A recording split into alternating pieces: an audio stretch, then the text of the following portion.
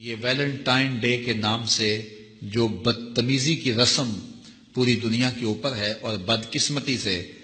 وہاں تو اتنا اس کا زور شور نہیں ہوتا ان ممالک میں جتنا پاکستان اور دیگر اسلامی ممالک میں ہوتا ہے، اور یہاں وہ پھول دے کر کے کسی کو اپنی محبت کا اظہار کرتے ہیں۔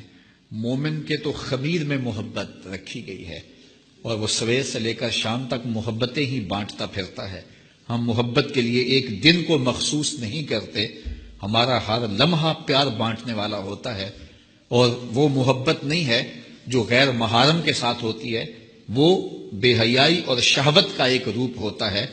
محبت کی سب سے زیادہ مستحق تو ماں ہے،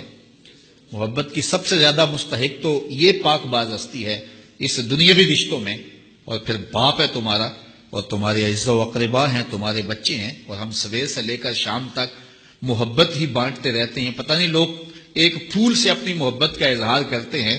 سویرے مزدور مزدوری پہ جاتا ہے،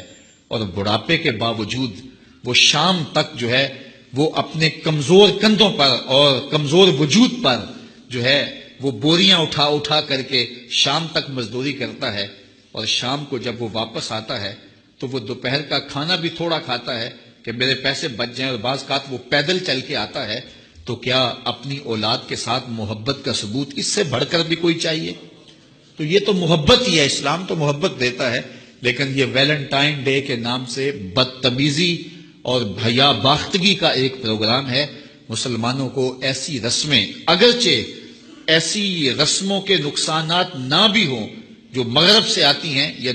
دیگر جو ہیں وہ لا دین قوتوں سے آتی ہیں، اور یا کسی اور دین سے آتی ہیں، ان رسموں کی بھی نفی کی گئی ہے، چہ جائے کہ وہ رسم جو اسلام کے بنیادی مزاج کے خلاف ہو۔